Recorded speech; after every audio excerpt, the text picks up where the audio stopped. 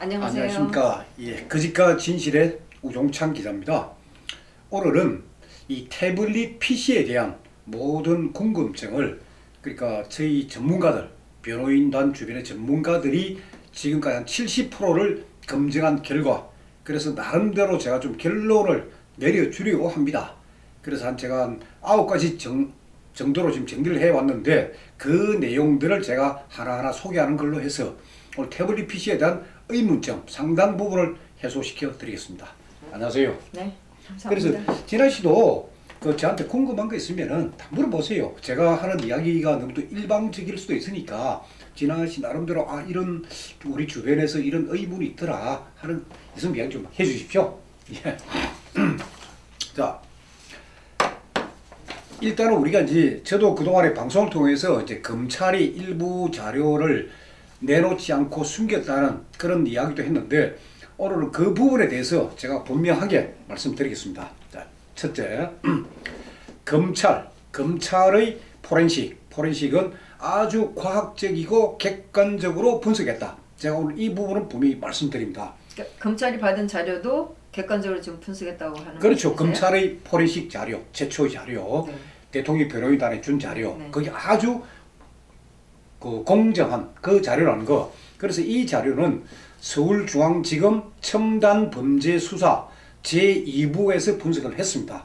분석을 했는데, 다만 이때 이제 검찰에서 처음 했던 거는 사용자 영역, 그러니까 파티션 28, 전체 파티션이 5개인데 5개 중에서 파티션 24부터 27까지 4개는 소위 시스템 영역인데, 그 부분보다는 28번 소위 사용자 영역을 집중적으로 분석해가 거기에서 나온 보고서가 689페이지입니다. 이 검찰은 아주 이 분석을 잘했습니다. 이건 제가 일단 인정을 하겠습니다. 다음 두 번째, 그러면은 왜 검찰이 일부를 숨기고 왜 자료 안 내놨느냐? 그러니까 검찰이 내온 자료 이걸 689페이지 보다 보면 중간에 몇 페이지 빠집니다. 그래서 독자들도 그런 지적을 했었고, 저도 이 자료를 보면서 깜짝 놀랐죠. 워낙 방대하다 보니까 놓쳤는데 보니까 열 몇 페이지가 빠져 있더라고요. 그래서 그 부분이 검찰이 의도적으로 숨긴 거 아니냐고 저도 의심을 했었는데, 그 과정을 확인을 해보니까 이제 검찰에서 이 자료를 줄 때 사실은 이 700페이지 되는 자료 같으면은 웬만한 PDF 파일로 주면 제일 좋습니다. PDF 파일로 주면은 자료가 전혀 훼손도 없고 다 좋은데, 검찰은 소위 변호인단에 PDF 파일 안 줍니다. 복사해가라 해요. 괴롭힙니다. 그래서 이 복사 과정에서 약간의 실수가 있어가지고 몇 페이지가 이 누락이 된 겁니다. 그럼 원본인지 뭐 원본 비슷한 거를 주고 그걸 복사해서 가지고 가라고 그렇게 얘기를 그렇죠. 하는 거예요? 복사를 하라 하는 과정에서 이 복사를 하다 보니까 몇 페이지가 누락이 된 거예요. 그걸 요번에 다 찾아냈습니다. 그걸 다 찾아냈기 때문에 검찰이 이 자료, 포렌식은 자료를 뭐 숨겼다든지 변호인단에 제출하지 않았다든지 그런 오해는 없으시기를 제가 바랍니다. 검찰은. 그러면 원본 PDF 파일 안 주고 그 자기네도 가지고 있는 사본으로 줬다면 거기 가릴 거 가리었기 때문에 아니요, 그런 것도 없어요. 그런 것도 전혀 없이 깨끗하게 검찰이 일체 손 안 대고 깨끗한 자료를 줬습니다. 일단 그거 제가 분명히 말씀드리고, 그 다음에 국가수 포렌식은 어떻게 됐느냐? 국가수는 위치 정보 5개 누락시킨 그런 실수는 있었는데, 이 문제는 전문가들 의견도 마찬가지입니다. 사실 시간에 쫓기다 보니까 그건 실수로 누락이 됐는데, 바로 국가수가 그 부분을 찾아내 가지고 정정하는 추가 의견서를 제출을 했습니다. 그래서 국가수도 이 자료를 숨기겠다든지 이 자료 은폐하려는 그런 시도는 없었고, 국가수 보고서가 이제 두 종류가 있는데, 하나가 최초에 나왔던 55페이지짜리 보고서, 그 다음에 추가로 넣은 10페이지짜리 보고서가 있는데, 그 보고서 쓴 문투를 보면은 검찰의 주장이 맞다라는 그런 표현 전혀 없습니다. 그러니까 그런 주장도 있고 그렇지 않을 가능성도 있고, 국가수 나름대로 공정을 기하려고 굉장히 유지했다는 거. 그러니까 저도 검찰의 그 수사 실무진, 그리고 국가수의 이 분석하신 분들, 그분의 노력은 인정을 해야 된다는 거. 그거는 일단 제가 분명히 말씀드리겠습니다. 다음 네 번째, 태블릿에 나오는 제주도 위치 정보 관련입니다. 그 부분을 제가 또 정확하게 말씀드리겠습니다. 이 태블릿의 위치 정보는 그래 7번이 맞습니다. 7번인데 그 3번은 서울 강남이니까 빼버렸고 4번은 제주도께 맞습니다. 맞는 거고 제주도 4번은 2012년도에 3번, 2013년도에 1번 이래가 4번이 나옵니다. 자, 근데 2012년의 것은 제일 첫 시간대별로 보면 제일 빠른 게 2012년 8월 14일 오후 1시 9분입니다. 오후 1시 9분에 태블릿 PC가 제주도에 있었다 하는 게 이 위치 정보가 뜹니다. 그러면 오후 1시 9분에 제주도에 있었고 이 위치, 위도와 경도가 다 표시가 되어 있습니다. 그렇다면 그날 2012년 8월 14일 날 최순실 씨는 8월 14일 날 그 제주도에 간 것도 사실이고 그리고 비행기, 김포공항에서 비행기를 탄 시간이 오전 11시 40분입니다. 그리고 이 비행기가 제주공항에 도착한 시간은 12시 57분입니다. 그러면은 1시 9분에 이 태블릿이 제주도에 있다는 게 나타난 거예요. 그럼 1시 9분에 나타난 그 위치가 어디냐? 그 위치를 제가 이제 위도 경도로 따져보니까 그게 제주공항이 아니고 제주공항에서 50분 거리, 차로 50분 거리인 주상절리예요. 그러니까 서귀포시에 있는 주상절리인데 아마 제주도를 가본 사람 아실 겁니다. 주상절리라는 거는 이 제주도가 본래 화석지대 아닙니까? 옛날 그 화산지대 아닙니까? 그러니까 용암이 분출되면서 바닷물하고 딱 섞여가지고 그 순간에 굳어버린 그러니까 사각형, 오각형 이런 기둥들이 쫙 서 있습니다. 해변가 옆에. 그게 주상절리라고 부르고 그게 유명한 관광지입니다. 그래서 낮 1시 9분에 그 위치가 바로 주상절리에 있는 거예요.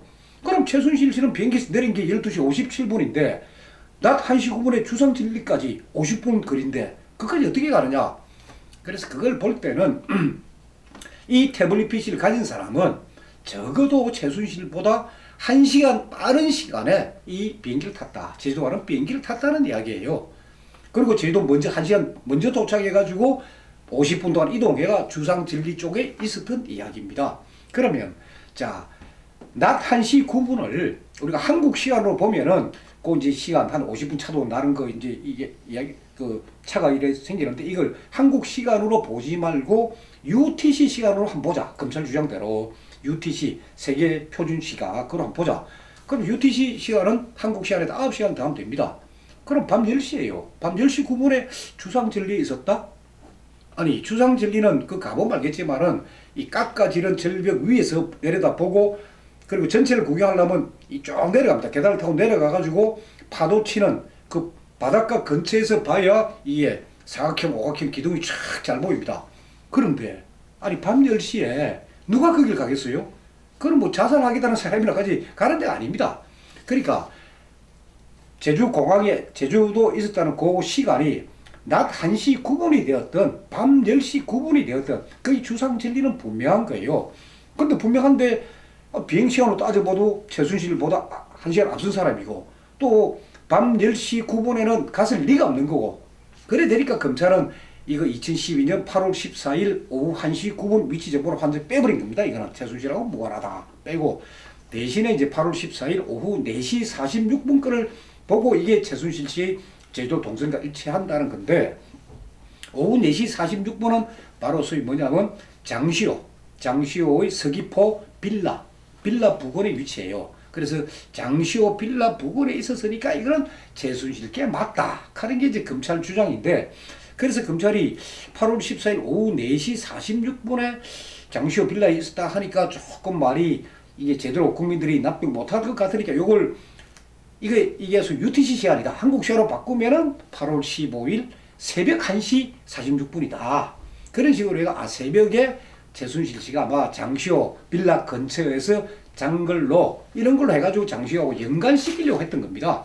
그래 이것도 제가 볼 때는 상당히 억측입니다. 상당히 억측이고 그래서 사실 뭐 지금에 와서 저희가 이걸 따지고 있으니까 그렇지 이거를 검찰에 들었을 때 이걸 따지면서 듣는 사람이 몇 명이나 되겠어요. 예, 그냥 예. 들리는 대로 들었고 왜곡하고 그렇게 했을 뿐이지 뭐 처분이 없는 상황인 것 같아요. 예. 그러면서 또 그 오후 4시 46분에 위치 정보도 있으면서 그게 또 만분의 몇 초 차이 시간에 또 하나 나옵니다. 그게 그러면은 증거로 채택하려면 둘 다 해야지. 왜 만불의 몇 초 차이가 나는 건 또 빼버리고 하나만 또 증거인장 제시하고. 이건 제가 볼 때 검찰이 무리하게, 이럴 때 우리가 쓸 수 있는 표현이 무리하게 최순실과 장시호 쪽을 엮어버린 그런 수사 결과입니다. 그래서 그거는 제가 분명히 말씀을 드리고, 국민들 아주 개돼지를 알고 하는 짓이요. 그리고 그럼 이제 2014년이에요. 2014년 8월 15일 날 또 위치 정보가 이제 장시호 빌라 부근입니다. 그러면 2013년 8월 15일 날 최순실 씨가 과연 이제 제도 갔느냐? 그래서 이 부분 때문에 사실은 12월 4일 날 오전에 오태희 변호사가 최소한 피고인을 면회를 했습니다. 올해 며칠? 12월 4일 월요일, 네. 월요일 오전에 최소한 피고인을 면회하면서 이 부분을 물어봤습니다. 진짜 당신 2013년 광복절 날 8월 15일 날 제도 간 적이 있느냐? 그래서 최순실 씨가 나는 간 적이 없다. 나는 간 적이 없다. 그리고 나는 대한항공의 스카이패스 회원이다. 그리고 프리미엄 회원이다. 그래서 내 모든 기록은 대한항공에 가면 다 있다. 내가 거짓말할 이유가 뭐가 있느냐? 그거 확인하면 된다. 그래서 제가 검찰의 수사 기록 대한항공 부분을 찾아보니까 검찰이 대한항공에다가 수사 협조 요청 회신을 보냈더라고요. 그게 뭐냐? 제목은 최순실 탑승 내리기예요. 그러면 대한항공이 아니 2012년만 줬겠습니까? 2013년, 14년, 15년 처음 다 줬겠죠. 그거 보니까 최순실 씨가 소위 제도 가는 흔적이 없으니까 싹 빼버리고 2012년 거만. 그것도 이거 그 위도 경도도 잘 안 맞고 시간상으로도 참 해석도 잘 안 되는 그 부분하고 이래 엮어버린 겁니다. 그러니까 검찰이 여전히 봐도 정말 국민들 아주 아니, 우습게 보고. 예, 그 부분을 제가 분명히 말씀드린 거는 검찰 수사관들은 정확하게 수사를 했고 그걸 엮어버린 사람들은 일부 검사입니다. 우리가 그래서 열심히 일하는 검찰 수사관들의 노고를 우리 인정을 해주고 대신에 이런 완벽한 자료를 갖고 소위 말해서 의도적으로 이상한 방향 대통령과 최순실과 이렇게 엮는 쪽으로 간 일부 검사들, 그 검사들의 행태를 우리가 비난을 해야 됩니다. 그러니까요. 그 설명할 때 검사가 굉장히 자기적으로 한 게 제가 사실이고요. 예. 제가 손석희 씨가 어떻게 방송하는지를 제가 구정에 시골 갔을 때 방송 봤을 때 제가 확실하게 그 어떻게 손석희가 조작하는지는 제가 확실하게 봤기 때문에 똑같은 방식으로 하고 있는 것 같아요. 예.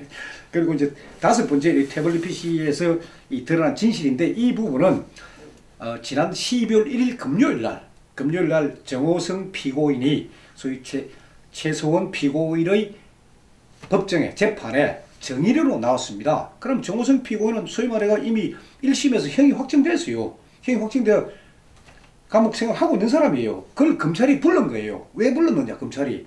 자, 대통령과 최순실과 정호성이 3자 녹음한 거 이런 게 있다.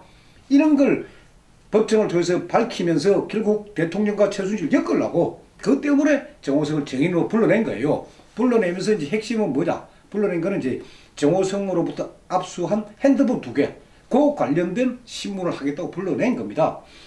근데 이 정호성 비서관이 압수된 핸드폰, 그리고 그 핸드폰 통화 내역과 그 녹취록이 소위 검찰이 증거라고 다 제시를 했는데 변호인단에서 그거 증거 인정 못한다. 그거 녹취록 인정 못한다 우리가. 그런 거. 그러다 보니까 검찰이 그럼 좋다. 정호성 피고인을 불러서 법정에서 듣자. 그래서 정호성 피고인을 그날 불렀던 겁니다. 불렀는데 이 자리에서 의외로 새로운 사실들이 많이 드러났습니다. 그래서 12월 1일 지난주 금요일 날 정호성의 공판 조서, 법정에서 한 이야기, 그거는 전부 다 녹취를 합니다. 그게 녹취를 하고 그 녹취가 한 3주 정도 되면은 이게 녹취록으로 나옵니다. 그 녹취록은 굉장히 중요한 녹취록입니다. 이걸 보면은 이제 이 사건을 보는 검사들의 잘못된 시각도 나오고 정호성 피고인의 정확한 진술이 여기 다 들어있습니다. 그러면 이 10월 1일 금요일 날 법정에서 한 이야기를 제가 저도 법정에 못 들어갔습니다. 못 들어간 대신에 이경재 변호사, 오태희 변호사를 통해서 그 법정 분위기를 제가 쭉 들었습니다. 들어보니까 거기서 나온 이야기가 딱 끼게 나왔습니다. 자, 김파 2014 그걸 변호인을 물은 겁니다. 정의는 김파 2014라는 이메일 아느냐? 그러니까 정호성 피고인이 이렇게 대답합니다. 사실 제가 작년에 검찰 수사를 받을 때 검찰이 똑같이 물어봅디다. 김파 2014 gmail.com을 물어봅디다. 근데 그때는 제가 생각이 안 났습니다. 그래서 모른다고 했습니다. 했는데 그 이후에 자기가 수감 생활하면서 가만히 생각해 보니까 아 긴파 2014가 생각나더라는 거예요. 숫자도 있고 긴파가 있고 해가 생각나더라는 거예요. 그래서 그날 금요일 법정에서 바로 이야기합니다. 긴파 2014 이거는 김희종 행정관이 이 이메일 계정을 만들어 가지고 내한테 준 거다. 그건 내가 만들고 한 게 아니고 김희종 행정관이 만들어가 이메일 계정 만들어가 비서관님 이 이메일로 서로 그 이메일 주고받고 하는 그로 쓰십시오라고 준 거다. 그게 기억난다. 그래서 그 증언을 합니다. 그러면 여기서 사실 변호인단이 구체적으로 그러면 그 긴파 2013 통일가 뭐 드레스덴 연설문을 주고받았느냐 안 받았느냐 이런 부분들을 계속 쭉쭉 꼬치꼬치 물어야 되는데 그날은 뭐 드레스덴이 핵심이 아니다 보니까 그 부분은 일단 김희종 행정관이 만들어서 정호성 비서관한테 주었다. 그 사실이 하나 나왔습니다. 긴파 2014 이거는 사실 그동안 그 포렌식 자료에서 나와서 저희들이 그 알고 있지 않았었나요? 예. 다 알고 있죠. 알고 있는데 이 긴파 2014 누구 거냐? 그걸 검찰은 그동안 주장이 최순실 거라는 거예요, 이게. 그리고 김희종이가 진술한 거, 그 긴파 2014 내 거 맞습니다 하는 부분은 새카맣게 가려버렸고, 그렇게. 그러니까 아주 잘못된 거예요. 그리고 그날 재판에서 이제 이 핸드폰 2개 압수된 거, 그 부분에 대해서 변호사도 물었어요. 그 핸드폰이 이 두 종류입니다. 하나는 폴드폰, 이 접는 거. 하나는 스마트폰입니다. 그러니까 스마트폰은 2012년 대통령 선거 기간 중에 사용했던 거고, 자기가, 정호성 비서관이. 그리고 폴드폰은 청와대에 들어간 이후에 사용한 건데, 이 핸드폰의 용도는 뭐냐? 대통령께서 지시한 내용을 자기가 다 받아 적지를 못해 그걸 녹음을 했다는 거예요. 녹음을 했는데, 검찰이 이제 소위 주장하는 거는 대통령과 최서원과 정호성이 3자 통화, 그런 폴더폰에 담겨있는 내용이에요. 그래서 그 부분에 대해서 정호성 비서관은 바로 이야기를 합니다. 아니, 대통령과 최서원과 내가 3자 통화한 적 없다. 전혀 그런 거 없다. 그런데 녹취록이 그런 게 나오거든요. 아니, 세 사람이 통화한 그게 녹취록이 나오는데 어떻게 된 거냐? 그래 따져보니까, 그래 법정에서 드러나는 겁니다.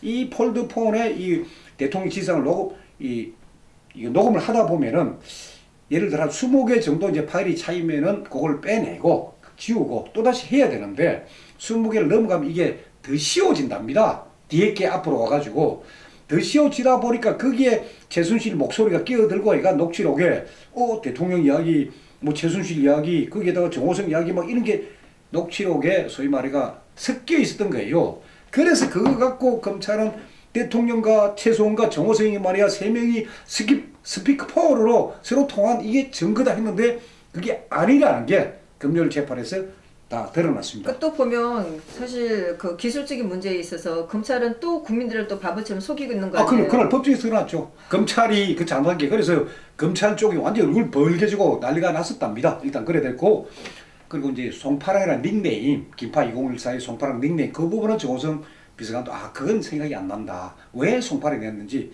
그 부분은 생각 안 난다는 이야기했고 그다음 또 하나 중요한 건 뭐냐? 정호성 피고인이 바로 법정에서 금요일 바로 이야기했습니다. 자, 최서원이가 태블릿 PC를 사용하는 거 자기 나 본 적이 없다. 한 번도 본 적이 없다. 그리고 그 이야기를 검찰에서 자기 밝혔다는 거예요. 본 적이 없다고. 그런데 그동안 검찰은 뭡니까? 정호성이가 최순실이가 소위 태블릿 PC 사용을 봤다라고 진술했다는데 그 진술 그러니까 검찰이 그동안에 언론을 통해서 국민들에게 속였던 게 그게 거짓말이라는 게 정호성 비서관의 그날 법정 증언으로 다 드러났습니다. 검찰은 타블릿 PC를 3개까지 보여주면서 흔들면서 최순실 거라고 얘기를 했었어요. 이규철 그 대변인이 그렇게 얘기했었잖아요. 그 특검 대변인이죠. 그래서 정호성 피고인은 바로 그런 이야기를 한다. 그리고 최순실 씨가 물론 자기가 최순실 씨한테 이메일 보내준 건 맞다. 대통령 연설문하고 말씀대로 일부 그것도 2013년 2월 25일부터 2014년 5월 2일 사이에 138건 보내준 건 맞다. 그거는 맞는데 그거를 아니 데스크탑으로 보는지 아니면 태블릿을 보는지 나는 그거 모른다. 나는 최순실이라는 사람이 태블릿 PC 쓰는 거 본 적도 없고 그거 사용했다는 말을 들은 적도 없다. 그 이야기를 바로 합니다. 그 이야기를 그날 법정에서 아주 이게 또 중요한 이야기입니다. 그리고 그날 법정에서 참 검찰이 결정적으로 실수를 했습니다. 그래서 이 부분은 12월 1일자 공판 조서 그 녹취록이 너무 아주 자세히 이게 어느 정도 중요한지 그 내용이 다 나오는데 이날 법정에서 이제 이경재 변호사가 이 태블릿 PC와 관련해서 이렇게 검찰을 공격을 합니다. 자, JTBC가 이 태블릿 PC를 입수한 이후에 왜 장성호 사진을 집어넣느냐? 장성호 사진 집어넣은 그 진짜 의심스럽다. 그 의도가 의심스럽다. 그래서 이거는 기획된 국정농단 사건이다. 하고 검찰을 막 공격합니다. 기획된 거다 이거는. 사실 뭐 저희 같은 사람이 봐도 집어넣었다는 거는 뻔한 거 아니에요. 최소한식 거라고 보여주려고 가족들을 집어넣은 거 아니에요. 그래서 그때 검찰 가만히 있었으면 되는데 이 고형공 검사가 그런 이제 반박을 하는 이런 이야기입니다. 그래 장성호 사진 제가 조금 더 자세히 설명하지만은 같은 날 같은 장소에서 같은 태블릿 PC로 찍은 사진을 JTBC에서 삽입한 게 그게 뭐가 문제냐 하는 식으로 반박을 하는데 자, 이 부분을 제가 좀 분명히 말씀드리겠습니다.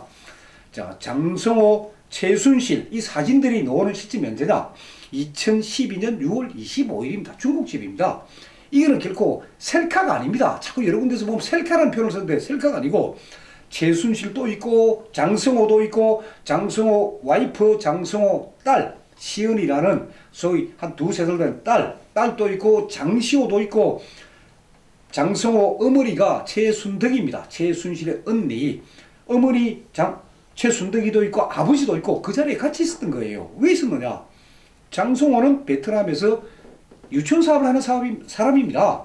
그래서 베트남에 계속 있다가 이제 모처럼 한국에 들어오면서 가족들 다 모이게 되니까 그래서 왔던 거고 그 자리에서 최순실도 사진이 찍힌 거예요. 그럼 그 사진을 누가 찍었느냐? 그거는 지금 검찰 조사에서 드러나고 있지만 김한수가 찍은 걸로 그다 이제 드러나고 있단 말입니다. 그러면은 2012년 6월 25일 날 오후 7시 보리인데 그때 중국집에서 찍은 사진 그 사진이 있으면 그걸 놔두면 돼요. 2012년 6월 25일 오후 7시에 장성호 사진 이 사진입니다. 요 사진이에요. 요 사진. 이거 검찰 포렌식 보고서도 있습니다. 이 사진이 다 있어요. 그런데 우리 전문가도 깜빡했던 게 이 생성된 시간을 못 본 거예요. 생성된 시간. 그러면 생성된 시간이 그리고 2012년 6월 25일 오후 7시 19분 이게 같은 태블릿 PC로 같은 장소에서 같은 시간대 찍은 사진 맞습니다. 맞는데 이게 다시 태블릿 PC 꼭 집어넣은 시간이 2016년 10월 18일 오후 7시 반입니다. 아니 2012년 사진 그걸 놔두면 되는데 왜 이거를 JTBC가 태블릿 PC를 입수한 이후에 10월 18일 그것도 오후 5시 47분에 왜 삽입했느냐? 왜 집어넣느냐? 이게 굉장히 문제고 이게 소위 말해가지고 증거 조작이에요. 증거는 절대 손을 대면 안 됩니다. 왜 증거를 조작합니까? 이런 부분을 이제 이경재 변호사가 공부를 했는데 고영근 검사가 JTBC 집어넣은 거 인정하면서 그게 뭐가 문제냐고 했는데 그런 취지로 지금 고영공 검사가 했다는데 녹취록이 나오는 대로 이건 상당히 중요한 문제입니다. 이게. 사실 그날 재판에 저희 친구가 한 명이 굉장히 운이 좋게 한 명이 들어가서 그 재판에 지난 일을 좀 옮겨놓은 게 있어요. 근데 거기에서도 지금 말씀하신 그런 내용이 나와 있어요. 그래서 저는 그거를 모르고 있다가 토요일 날 아침에 그걸 보고 굉장히 중요하다고 그래갖고 제가 정리해갖고 카톡방에 막 날랐죠. 근데 그거를 그분이 방청객이 들은 이야기 또 이경재 변호사께서 저한테 해준 이야기도 중요하지만은 자, 이거 녹취록이 있습니다. 녹취록이 3조에 나옵니다. 그거 나오면은 자, JTBC가 왜 가만히 있는 사실을 새롭게 하나 또 집어넣고 만들고 생성했는지 그 수정한 손댄 그 자체가 위법이고 그 자체가 지금 태블릿 PC 이게 기획된 게 아니냐 하는 그 부분입니다. 그러니까 이 부분을 앞으로 이제 밝혀지고 하면은 결국 JTBC가 이건 분명히 해명을 해야 됩니다. 그러니까 저희가 의심하는 게 한 개뿐이겠냐라는 생각을 저희가 하는 거죠. 그래서 일단 이 전문가들의 이야기, 물론 이 이야기들은 현재 거의 한 70% 분석입니다. 그러니까 사용자 영역은 거의 다 지금 조사가 됐고 그 부분도 아까 말씀드리지만 이 최초에 생성된 시간, 나중에 수정된 시간 이런 부분을 다시 다 봐야 됩니다. 그래서 그 시간이 좀 걸리는데 그거 별도로 시스템 영역, 그래 사용자 영역 말고 시스템 영역 매개 파티션 그 부분도 지금 소위 전문가들이 지금 열심히 지금 보고 있습니다. 보고 있는데 이제까지 난 결론을 봤을 때 전문가들이 딱 하는 이야기 그겁니다. 뭐냐? 자, 태블릿 PC는 2012년 대선 기간 중에 집중적으로 사용되었고 대선 캠프에서 SNS 그 용어로 집중적으로 사용되었고 그리고 2013년 2월 25일 그러니까 박근혜 정부가 출범한 직후부터 그리고 그해 2013년 11월 1일까지 그때는 청와대 행정관들 그러니까 김한수, 김미종 같은 이 청와대 행정관들이 업무용으로 사용한 태블릿 PC다 하는 게 전문가들의 지금 현재 잠정적 결론이고 거의 사실입니다. 그리고 여기에 보면은 김한수하고 김종 행정관이 청와대 홈페이지를 교체해야 되는데 이렇게 하면 어떨까 하는 의견 주고받은 그런 이메일도 다 나옵니다. 그리고 김한수는 청와대 홍보수석실에서 SNS 담당이고 홈페이지 제작 그건 또 김종이 담당입니다. 자기네들이 일하면서 주고받은 거 이게 태블릿 PC에 다 들어있습니다. 그렇다면 이건 최순실하고 전혀 무관하고 청와대 업무용으로 사용했던 겁니다. 이게 그러다가 2013년 1월 달까지 이제 사용하다가 그러다 이거는 쑥 들어가 버리면 거의 사용 안 합니다. 이제 거의 사용 안 하다가 2014년 3월 27일 오후 6시 47분에 딱 켜집니다. 이메일 보기 위해가 이때 소위 드레스덴 연설문 그 확인하기 위해서 이 태블릿 PC가 다시 켜집니다. 그러면서 3월 27일, 3월 28일, 4월 1일까지 사용이 됩니다. 그리고 완전히 또 안 씁니다. 이 태블릿 PC는 전혀 쓰질 않습니다. 안 하다가 2015년 1월 16일 날 그때 왜 켜진지 그건 제가 이유를 모르겠습니다. 지금 전문가들 분석 중입니다. 이게 잠깐 켜집니다. 이 태블릿 PC가. 그러다가 또 완전히 꺼져 있다가 2016년 10월 18일 즉 JTBC가 고영태 책상에서 이 태블릿 PC를 발견했다는 그날부터 대규모의 대량의 파일 삭제 수정이 이루어집니다. 그러니까 대규모 앱이 깔립니다. 어플리케이션 깔리는데 왜 깔았을까? 그래서 전문가들 아직 확정은 아닙니다. 이거는 확정은 전문가들 이야기는 결국 JTBC가 이 태블릿 PC를 보고 리뉴얼 새롭게 뭐 하려고 시도를 했는데 안 했다. 새롭게 뭐 하려고 했다가 안 한 그런 흔적들이 다 있다. 그래서 그런 부분은 앞으로 이제 더 드러날 것입니다. 이게 그 시스템 있는 그쪽을 더 시스템 영어 확인하면은 더 알 수 있다. 그렇죠. 그게 계속 지금 하고 있으니까. 그래서 이런 거 수사관들은 포렌식 전문 수사관들은 아주 사실관계를 했는데도 이거를 최순실 것으로 몰아붙인 거는 일부 수사 검사입니다. 그 중에 한 사람이 고형공 검사고 또 한 사람이 신자용 검사고 그 두 사람은 최순실한테 소위 말해가지고 당신하고 대통령이 소위 말해가 경제공동체 아니냐 공동지갑 선거 아니냐 그거 물어라 안 물어? 그래 그러면 3종을 멸하겠다라고 협박한 사람입니다. 이 부분을 제가 다음에 좀 자세히 그러니까 말씀드리겠습니다. 신자용 검사가 그렇게 했고 제가 재판에 들어갔을 때 두 분이 같이 했습니다. 네. 두 분이 같은 자리에서 했던 거고. 예, 최순실가 물었어요. 경제 공동체라는 용어가 어느 경제 사전에 있느냐 예, 예. 물었어요. 그랬더니 그 검사들이 그때 발표를 했어요. 우리가 얘기한 게 아니고 언론이 얘기했다고. 예. 그래서 저희들이 이 거짓과 진실을 보도한 이후에 독자들 제보, 특히 전문가들이 많은 제보가 왔습니다. 제가 여러분을 만났습니다. 그분들 다 만나가 그분들이 지난번에 선임된 3명의 전문가 플러스 이분들이 지금 합세를 해가지고 사용자 영역 그리고 시스템 영역 지금 다 분석 중입니다. 지금 모든 것들을 다 하고 있고 왜 시스템 영역을 보느냐? 이 삭제된 파일 지금 이 찾기 위해가 전문가들이 쫙 지금 보고 있습니다.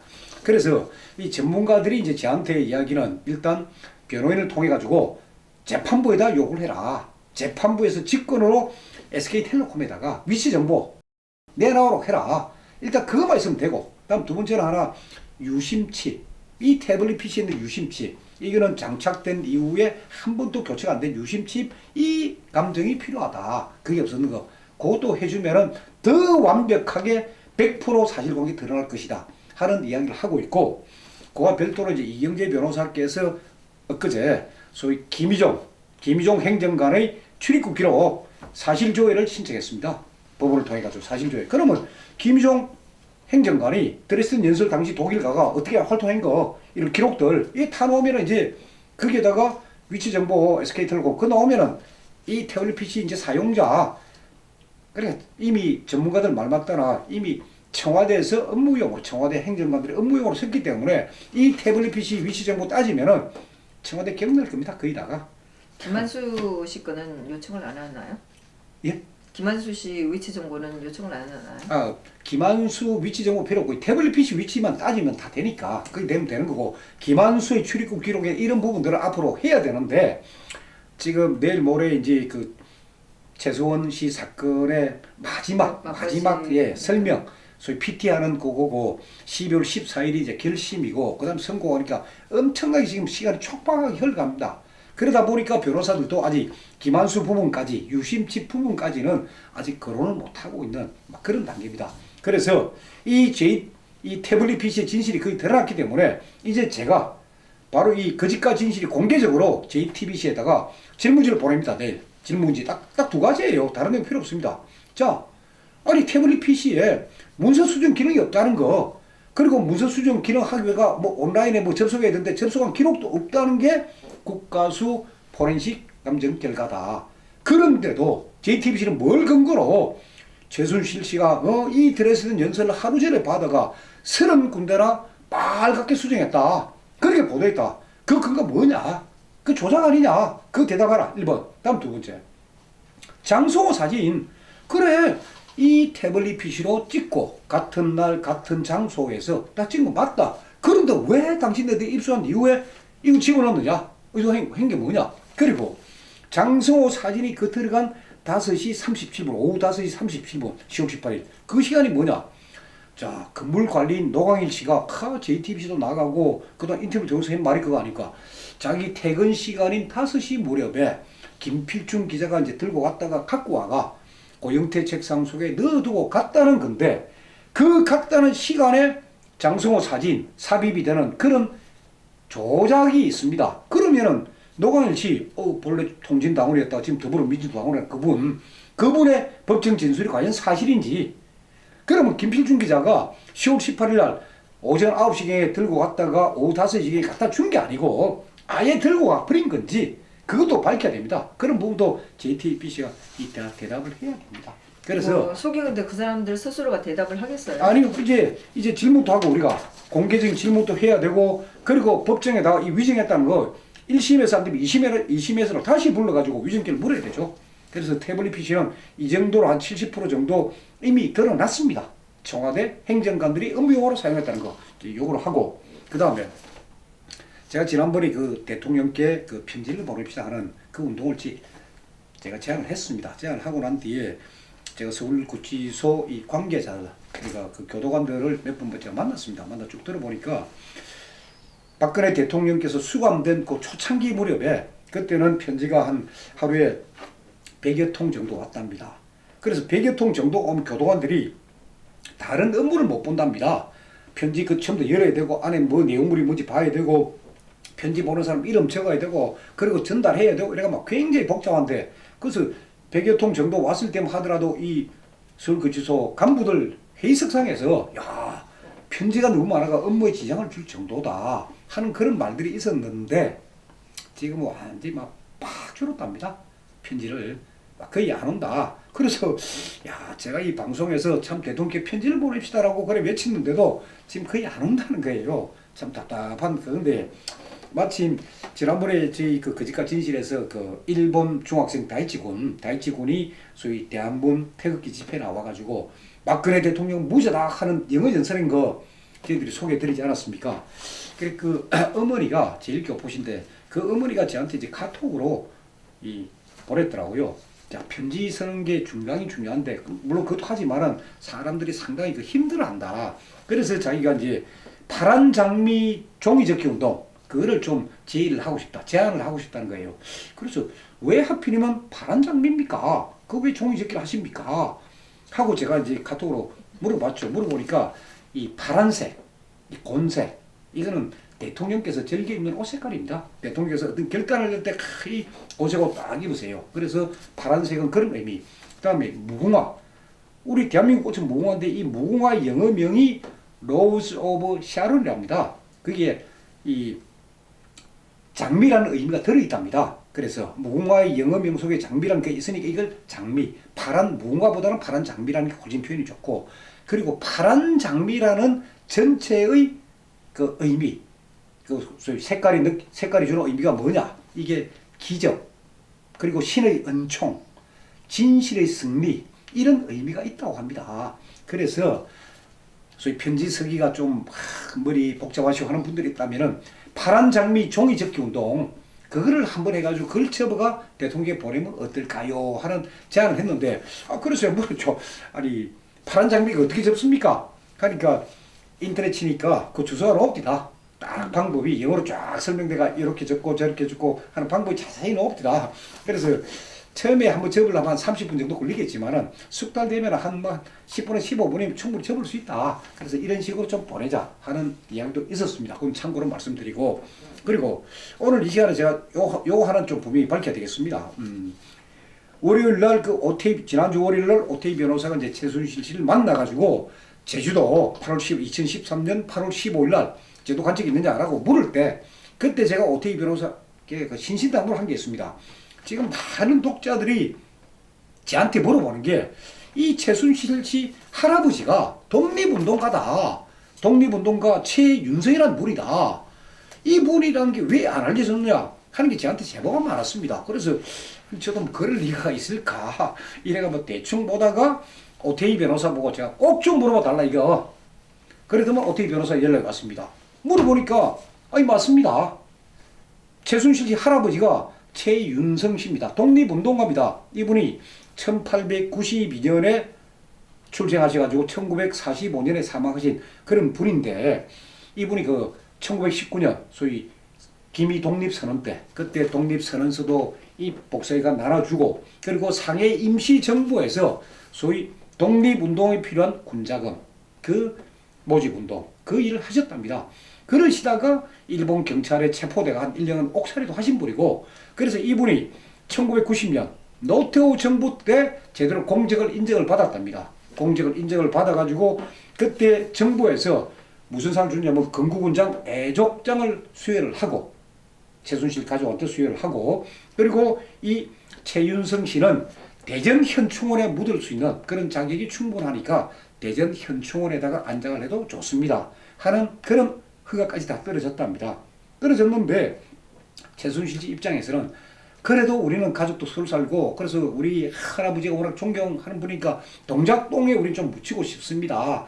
동작동에 혹시 빈 공간이 있다면 그걸로 좀 갔으면 좋겠습니다. 걔가 그걸 협의를 하고 있었답니다. 그동안에 협의를 하고 있다가 이 사건이 터져가지고 자기가 지금 감옥에 있는데, 어느 변호사도 이걸 안 물어주고 어느 언론도 이걸 문제 삼는 거 없더라. 근데 오태희 변호사가 물어보니까 자기도 깜짝 놀랐다는 거예요. 자기도. 그러면서 미성빌딩에 가면은 모든 기록 다 있다. 그거 갖고 와서 보고.